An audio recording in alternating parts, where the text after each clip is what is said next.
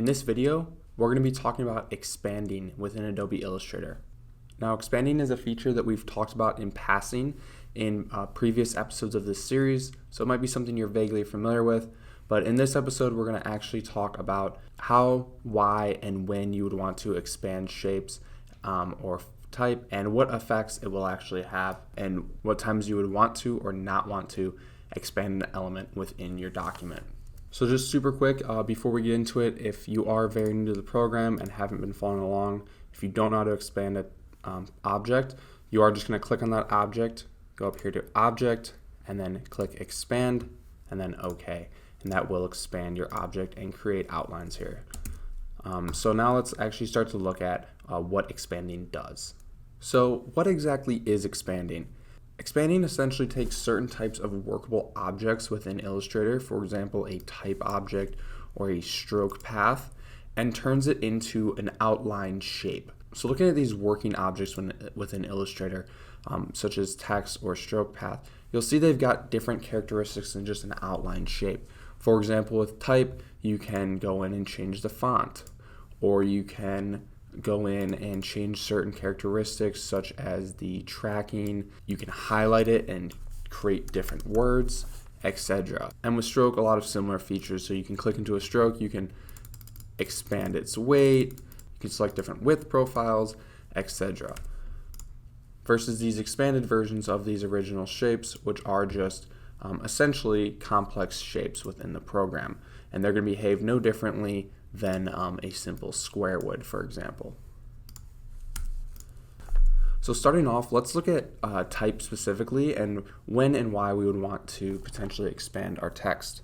So one of the big reasons that you might want to go ahead and expand type is that you might want to edit it and create some sort of custom text. So if you were to bring out our direct selection tool and roll over our type word here, you can see that there's not actually anchor points or paths to select and edit. And that is because this is a live piece of type. Over here on our expanded type, as we roll over, you can see that I can individually select these anchors and manipulate them. So let's say I wanted to bring this path up here and expand this T out to create some sort of bridge effect here over this word. Or maybe I wanted to round this corner of the T. These are things that I'm not going to be able to do when I have live type over here. I'm going to need to expand it first to convert it into an object, and then I'll be able to make those sorts of edits. Another big reason I like to expand my text is if I've got my word locked in, I know that my copy is not going to be changing, and I want to start more fine-tuning my design. As you can see here, when I click on this live type, I can't really snap guides to these edges of the type like I would be able to over here, where my smart guides will automatically snap this guide right to that edge of that path. So if I'm trying to line things up and maybe I have a shape that I want to make sure is the exact same width as this piece of text, it's going to be a little bit easier to do that with that text expanded. Now, this is definitely not something you have to do, and this is a bit of a preference thing, but it's just kind of, depending on the project, it can help your workflow. Finally, a big reason to expand type is that it takes it out of live text, which means that you don't have to have that font.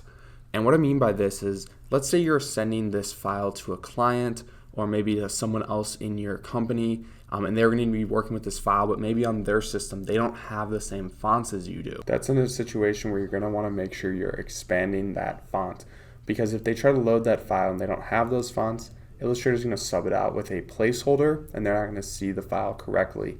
Now, there are ways to package your files with the fonts included, but if they're not going to need to go and edit those files, then you might as well just go ahead and expand it out. All right, so moving on down here to our boxes, our stroke path, and looking at when or why we might want to expand a stroke path. So in this simple example using a square, let's just look at how we can modify these things differently. So one thing that's really nice when we still have a live stroke path is the ability to add and remove anchor points. So what I can do is bring out my add anchor point tool here and click it. Let's just say I want to add an anchor point right in the center of this top stroke path. And then I can bring my direct selection tool out and I can go ahead and manipulate this shape that way.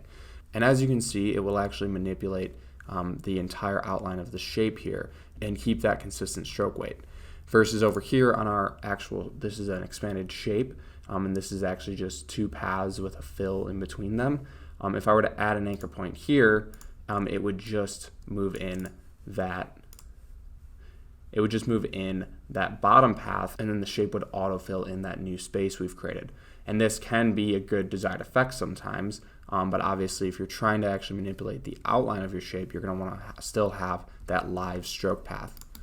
Now, a reason that you might want to expand this outline is maybe I want to create some sort of two-tone shape here, right? So maybe I want to drag that down and create a shape like this, or maybe I want to drag this corner anchor point out to here and create some sort of split shape like that. That's not something you're going to be able to do over here. As you can see, if I were to just click on this corner over here and drag it down, it's not going to go and fill that other half in. It's actually going to change where that outline and that stroke is on your design. So the last thing I want to talk about real quick is how we can divide a stroke from a shape. So using the expand tool. So if I were to just create an object here, I'll type out something here. I'll just expand this type so that it's an object or it's a shape that we can work with instead of a live type. And then I'm going to go ahead and give this a stroke. So just go ahead and give it this pink stroke, make it 3 points so it's easy to see.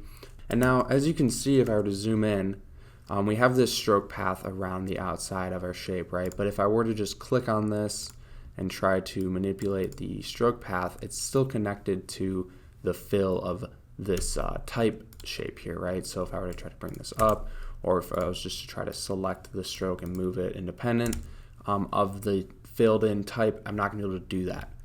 So what I can do is I can go ahead and select this word, go to Object, Expand, make sure that stroke is checked here, and then when I hit OK, this is actually going to give the stroke its own shape now. So now this stroke is a shape independent of the filled in type, and you can see as I hover over this, it's highlighting that outline shape there. So now what I can do is I can go in here with my direct selection tool and I can actually just separate out my outline here independent of the filled in shape. So there's a lot of applications for why we would want to make an outline its own shape and why we would want it independent of the object it was attached to. We're not going to go into all of those right now, but those are things we can talk about in later videos. For now, it's just important to know that using the expand feature is how you're going to do that. So just to recap, the expand feature essentially turns active live objects such as stroked objects or type objects within Adobe Illustrator into outlined shapes. And once those objects are expanded, they're going to behave just as any simple shape you would create within Illustrator would. But be careful when expanding, always make duplicates of the original objects, because don't forget that once those objects are expanded, you're not going to be able to edit them the same way that you would have when they were live. For example, you won't be able to change what a word says, or you won't be able to change the weight of a stroke.